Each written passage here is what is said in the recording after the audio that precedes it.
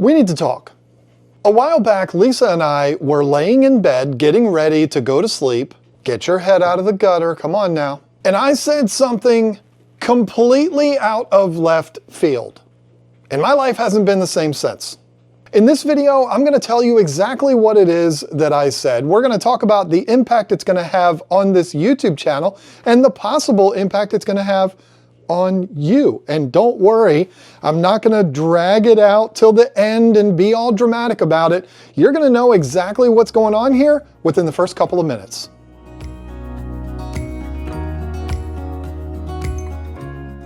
I'm a firm believer in that businesses always need to be looking at ways that they can improve and grow. Otherwise, the second they stop trying to do that is the second they start to decline. And in my opinion, there's no better example of this than McDonald's. Think about it for just a second. McDonald's started up in the 1950s, where the McDonald brothers came up with a system of how to very efficiently mass produce hamburgers, French fries, sodas, and milkshakes, and they sold those to customers within 30 seconds and all that. We've all seen the Michael Keaton movie, right? It's a great movie, but they started out that system and it revolutionized fast food. But can you imagine what McDonald's would be if that's still what they were doing, if they hadn't added anything else to their business? No, in the decades since then, they've added Big Macs, chicken McNuggets, chicken sandwiches, quarter pounders, McFlurries, all of these things. They're constantly adding things to their menu to try and improve, to attract new customers. They're always looking at growth. There's tons of examples of this that I could give you, but it really, if you think about every big company out there, whether it's Apple, Walmart, Amazon, these are companies that are always looking at ways to improve. They're always testing new things. They're always trying new things out to grow their business. And in every single case I just mentioned, it's worked out pretty well for them. Lisa and I, for years, have been looking at what is it that we can do with our business? How can we improve our business, bring in new customers, continue to grow? You may not know this, but KeepFishKeeping.com is Lisa and I's retirement plan. So we are trying as hard as we can to grow this business. It's never been something that we've not tried to do, but what we couldn't figure out was what is it that we're going to do that can dramatically change this business? What's the next chapter? What's the next step? We weren't able to figure that out for the longest time. But a while back, as I said in the intro, something came over me. It was the weirdest thing. I don't even understand why it happened, but it did happen. Again, I was laying in bed next to my beautiful wife. We were saying our goodnights. And for some reason, I don't understand why, I said these words. I said, you know, we should start selling fish again. And my wife's response, to my absolute shock, was, okay. As you can probably imagine, my life hasn't been the same since. I immediately started obsessing over how can we do this? How are we going to start selling fish again? And in order to figure that out, I had to answer the number one question. We had to answer the number one question, which is, where the hell are we going to do it? Again, I was completely shocked when Lisa said, well, we should just build a new building. Spoiler alert, sorry, but we're not building a new building. But when your wife tells you, hey, we should build a new building to expand our business, you don't argue with her. You say, okay, and you start looking into it, which is exactly what I did. I started calling contractors. I started talking to plumbers, concrete companies, building companies, all of them, electricians. I started talking to all of these people about getting a building built on my property. And unfortunately, I had a very quick reality check that I really wasn't all that happy with, and that is that it was going to cost so much money. I mean, we're talking 250 grand. Maybe not that much, but I'm somebody that, you know, I don't want to build just some little teeny thing. Like, I want to build something that we can grow into. And that's a lot of money. way too much money. Money that I don't have. To be honest, I found out that this was going to end up costing so much money to be able to do this that I kind of started to lose interest in it. It was like, well, this is not something that we're capable of doing. Yeah, we have the space for it, but there's one very important thing that we don't have for this, which is a couple of $100,000 to get this done. And so I was getting really frustrated and kind of starting to lose hope. But then I had a pivotal conversation with one of my best friends, Jason Adams, that I do the Tank Talk podcast with. And he is somebody that's currently in the fish selling business. And when I explained to him exactly what I wanted to do, he was like, wait a second.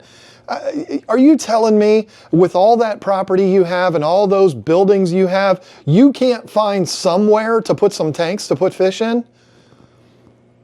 And I thought about it and said, you know, there is. I realized that this space that you're looking at right here is not being used as efficiently as it could. There's so much room in here to expand way farther than I ever imagined if we just get a little bit creative with it and use the space as efficiently as possible. And once I started processing all of that, I was like, okay, we can do this, we can do that, we can do this. And I'm internalizing this because, again, my wife wants me to build a new building or wants to have a new building built. And once she makes up her mind on something, good luck getting her to change her mind. So I'm thinking of all of these things myself, and I realized I can fit 106 aquariums in this room that I'm sitting in right now easily. And it won't even be crammed at all if I just use the space efficiently. And I came up with this whole plan, a master plan of exactly what it is that I was going to do or that I wanted to do, but I had to get approval from Lisa for that. And so I came up with this whole pitch to her. We were driving to Virginia to go to my mother's 80th birthday, and I had this whole speech planned out of exactly how I'm going to pitch this to her and do the opposite of what most men in my position would do. Most men are not going to argue with their wives about building a new building on their property, and I was shocked that I was going to be doing that, but I felt that it was the right thing to do to spend 1/20th of the amount of money that it would cost to build a new building, spend a very little grand scheme of things. Again, very little compared to what we would spend for a new building. I just feel like it's the right thing to do. And I feel like if I present it properly, Lisa will feel the same way. And again, to my absolute shock and surprise, she said, yeah, you're right. That's the right thing to do. Let's do that instead. So I am going to be converting this space that you see in this image to an active fish retail space, online fish retail space. This is not something that's going to be open to the public because at the end of the day, this is still our home, but this is going to be turned into a fish room that we are going to be selling fish on our website from. And also expanding how many plants we can carry and how many snails we can house in here and all of that. It is a complete revamp of the entire system. And I want to go through with you what it is that I'm going to be doing, but in future videos, there will be detailed videos of every single step of this process. I want to go through it in great detail. I don't exactly know how I'm going to do it yet, but I think what I'm going to do is film everything and then make several videos out of it. Like I can do update videos where it's like, here's what I've done this week, but then also I want to do individual videos, like do a video exclusively on building the racks, a video exclusively on drilling the tanks and all of those kind of things. So there's going to be a lot of videos about this process. If you've ever wondered what it's like to build a fish room from scratch, well, this series is going to be what you're going to be looking for because I'm going to answer all of those questions. I'm going to go through every step of the process with you, including talking cost. I don't think I'm going to break down cost in every single video, but at the end, when this thing is up and running, I'm going to go through every single penny that was spent on this with you, just in an effort to be fully transparent. It's not a flexing, it's not anything like that. It's more just so that you know, if you're entertaining the idea of setting up a fish room, you're going to have a general idea of what it's going to cost. Now, this system with the snail room, we're going to talk about the snail room, don't worry, it's going to be a total of 162 tanks. No, why did I just say 100? No, let me do the math. 88 plus 18 plus 7 plus 30. 159. 159 tanks are going to be in this building, including the snail room, which is actually behind that door right there. We'll talk about that. So you might have a fish room that's only 8 tanks. The system that I'm going to put in place here can be done on that scale. Again, it's just going to give you a general idea of how all of this is done and what it might cost you to put something like that together. This system is going to be as efficient as I'm capable of doing. And what I mean by that is I'm going to set up a completely automated water changing system on all of these tanks, because I don't want to do water changes in 159 tanks. Is that what the number was? I already forgot it. I don't want to do all those water changes. Lisa doesn't want to do all those water changes, and it would cost a fortune to hire an employee exclusively to do water changes in all of those. So instead, we're going to invest the money in a system to do that for us. And we can do more frequent water changes, like every day, and not fool with, just doing them once a week or whatever like that. Very efficient. I'm really excited about it. I've done stuff like this in the past. I've never shown it on video, so now is the time to do it, and I'm going to go over every single detail with you. But first, we got to talk about the general plan, so we got to move to another room. Now, Lisa and I, when we bought this property back in 2022, one of the reasons why we were so excited about it was because of this building that we're in right now. We could move right in and start operating our business here.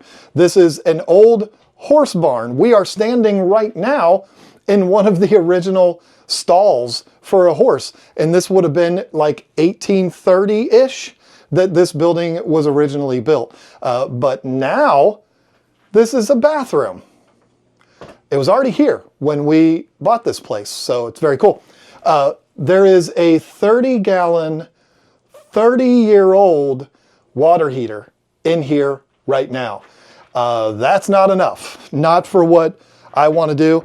I don't even really know if any water heater is enough. We're going to go into all of those details as this series moves forward, but I have right here, the box is torn up, but I did that because I brought this home in the pouring down rain. This is a brand new 50-gallon electric water heater.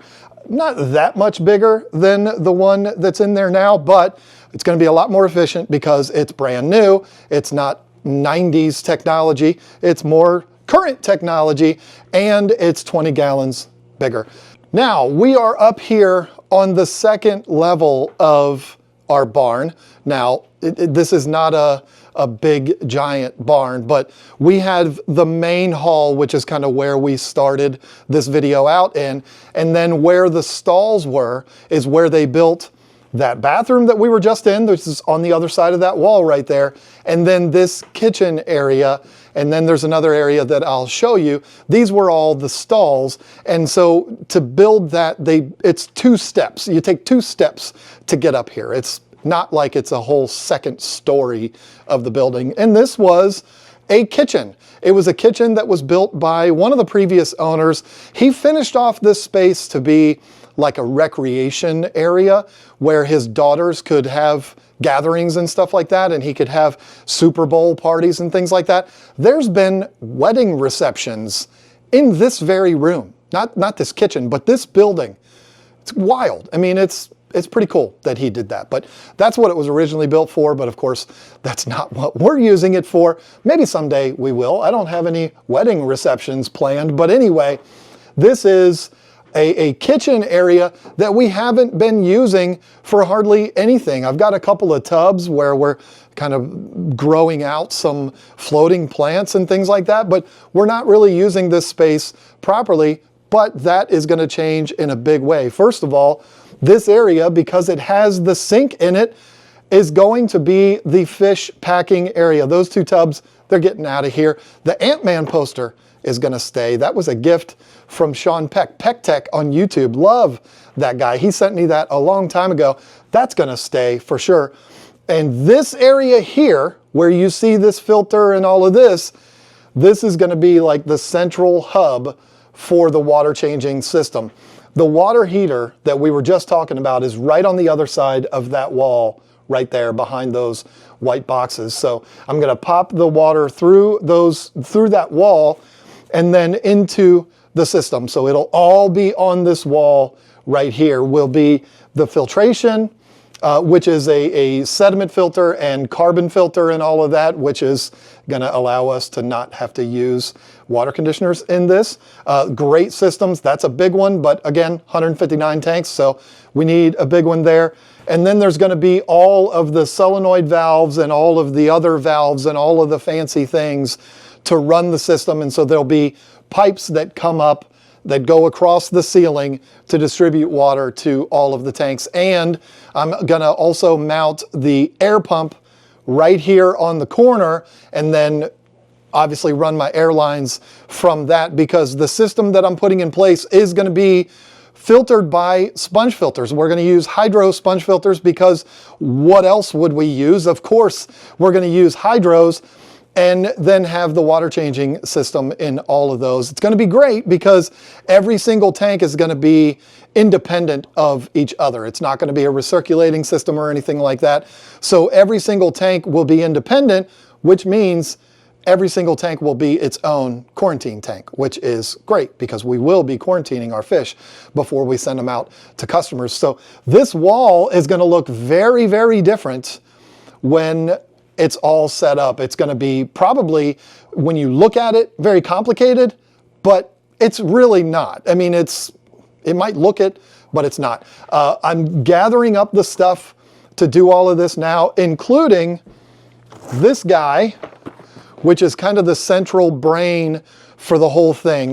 This is a lawn irrigation controller, and that's what's going to run the whole thing. And it's great because I'm going to be able to do it from my phone. I might be, sitting on my ass at 9 o'clock at night and be like, I want to change water in the 40s. Boop, and there it goes. But it sounds cool to be able to say that. I'm not going to do that though. It's going to be on a schedule. So once all of that is in, then this area again is going to become an area for packing fish. You can go back on my channel all the way back to like 2013 to see how I packed fish way back then. Well, that's exactly the same way we're going to do it now. So we're going to have a couple of heat sealers here and all of our bags here and all of that kind of stuff, where this is all going to be set up for packing fish. And what I'm also going to do is, again, from this water system, post-filter, meaning water is dechlorinated and all of that kind of stuff, and up to temperature, I'm going to run a second faucet to here, replacing this stupid little sprayer. There's going to be a second faucet that runs to that, which is what I'm going to use to fill up shipping bags with water. It's perfect. So we've got a sink, we've got all the countertops. Yeah, they're wood countertops and they're going to get wet, and that's going to be a problem down the road, but hey, whatever. We'll cross that bridge when we get there. I'm pretty excited about it. I'm excited to be able to use this space for something efficient rather than it just being a place. Okay, so the plan of how this is all going to lay out. Before I get into the plan, I've got to explain what it is that we have going on now. So obviously we've got 9 50-gallon lowboys right there, which is where we're keeping immersed plants. And then we've got these 2 ponds here. Boy, do they take up a lot of room. But those are both 8-foot by 4-foot ponds that, again, we have full of plants right now. And then there is that rack, which is kind of hidden back there in the back, that has 9 20-gallon longs on it. that's an abandoned project. We were working on something there and it was just really dumb and we didn't want to fool with it anymore. So those tanks we're just letting the water evaporate in them. They're pretty embarrassing. I'm not going to show you those up close, but that rack is going to get completely taken out of here. And then we have the snail room. Again, not going to show you the snail room right now, but I'm not hiding anything. The deal is, Lisa and I have been trying to figure out how we're going to do all of this without it affecting our current business, because we are a working business here. We're selling plants, we're selling snails, we're selling dry goods. So how are we going to be able to do that while this project is going on? And I was trying to figure out where are we going to put snail tanks temporarily until the project is done. And Lisa just said, well, you know what? It's going to be a pain in the butt, but let's just move them to the fish house. We'll just set up a couple of racks in the middle of the fish house. We'll put them in there temporarily until this is done. I love that idea because it gets them completely out of the way and we don't have to fool with them anymore. So Lisa is, as we speak, in the process of moving snails and moving snail tanks over to the fish house. So that room is in complete disarray right now. It's not worth showing you right now. It's actually pretty bad and it's nobody's fault. It's just because it's in transition. But that is going to get completely emptied out, drains put in, water lines put in, air lines put in, and 36 tanks will go in that room, all brand new. We're going to reuse the tanks that are in there, but those are going to be used out here. But all brand new tanks in there because Mama deserves a brand new, really nice, super advanced system. So that's going to be its own video right there, redoing the snail room. Then this rack here, one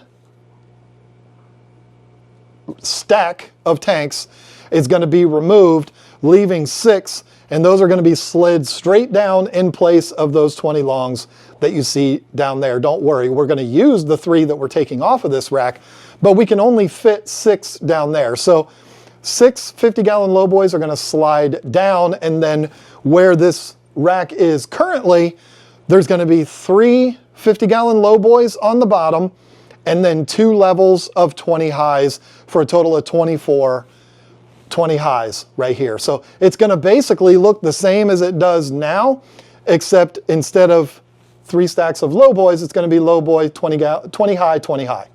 And that's what's going to happen there. And then we have this wall right here, which is not really being used for anything. There's a couple of Tractor Supply 150-gallon tubs. I think those are 150s. Are they 150s? No, they're 100 gallons. Sorry, those are 100-gallon tubs from Tractor Supply. There's a couple of them sitting there that Lisa uses to grow out ram's horns. We're not getting rid of those. Those are actually going to move to the end of this. You'll see, it'll all make sense. And then we have this little packing table here, which is I use to pack plants. That's getting out of here, going to go in my shed, and we'll be packing plants and fish up in the kitchen area. So no need for that anymore. In its place right here is going to go 18 40 breeders stacked 3 high. It's going to be way up there. That's why I got that step ladder that you saw earlier. We're going to have to use a ladder to get to the top tanks, but it is what it is. We only have so much space. So 18 40 breeders, and then we have the center here, which is where all of the magic is going to happen. We have right there now the 2 8x4 ponds that we keep plants in. Those are going to get out of here. The monstrosity that's above it was originally built just to have the lights on it, and then I decided to make a shelf out of it. That is all getting out of here, and what's going to be put in its place is 8 racks that are all going to be identical, and they're going to look just like the ones that we talked about for over here. It's going to be a 50-gallon lowboy on the bottom with 8 20 highs above each of those lowboys. So a total of 64 20-gallon highs are going to go in the center here, and 8 lowboys. Now the interesting thing is, as I've said, those are 8x4, and lowboys are 4x2. So each of those ponds is the equivalent of 4 lowboys. And this is getting replaced with 8 lowboys. 4 for each pond. So we're not losing any space at all. As a matter of fact, it's going to be the exact same amount of space that we have for plants is going to be in there. The big difference is, instead of having some stupid looking shelf system up above it, which is ridiculous and I'm embarrassed by, it's going to have 64 20-gallon highs up there. And where this is going to be really genius, I think, is going to be the way I do the filtration on it. The water changes are going to be done in the 20 highs. The 20 highs are going to have bulkheads in them, drains in them, overflows, and all of those overflows are going to overflow into the plant tanks and then overflow from there. So the plant tanks are getting water changes too, but they're getting water changes from the fish tanks, which has got all of that beautiful nutrients in it that the plants want. So it's almost going to be like fertilizing the plants with each water change. I don't know. I think that's going to be cool. So 18 tanks on this wall, 64, and then 24 with 8 low boys. Not going to be any low boys over here, but 8 low boys, 3 low boys, and 6 down at the end there.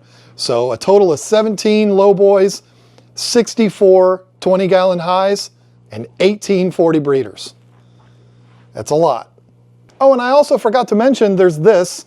I bought a mini split system, a 4-zone mini split system for this building, which is going to be great. This building definitely needs it. Now, this building originally was built with a central heating and air system in it. But the problem is, this building, or this house, this property, was sold in 2006 to a couple out of California that bought it sight unseen.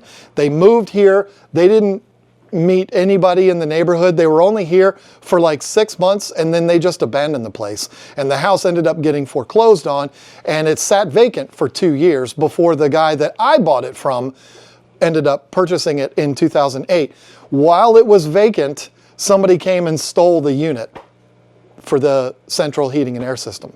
So those units are extremely expensive. I mean, it would be like 18 grand.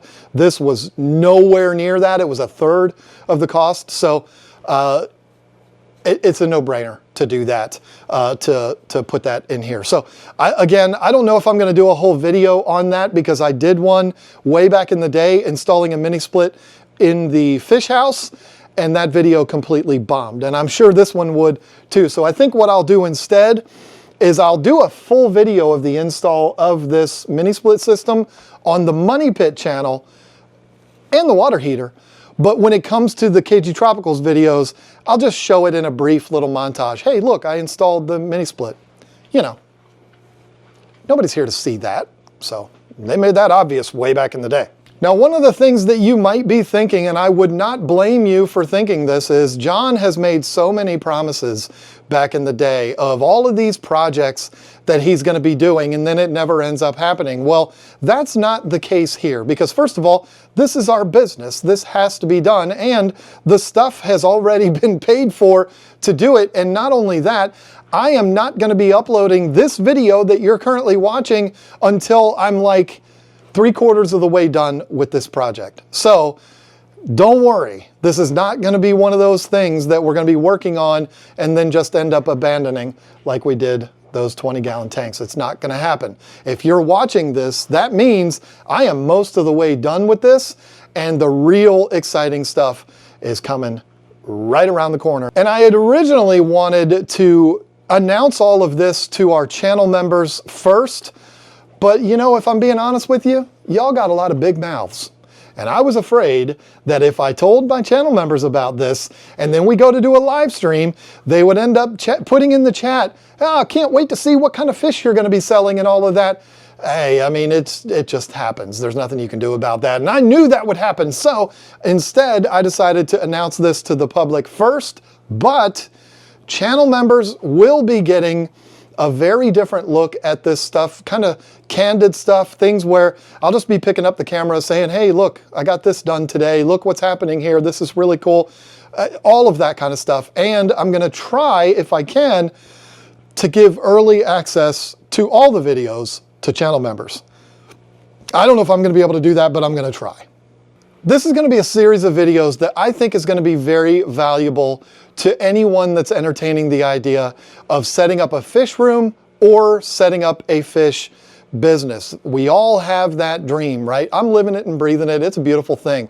But almost every fish keeper at one time or another has the idea of starting a fish business. If that's you, you are probably going to get a whole lot out of this, because we're going to talk about everything, including when we get our first shipment of fish, where those fish are going to be coming from. We might even be taking a big trip with you to visit one of the places that we're going to be getting fish from.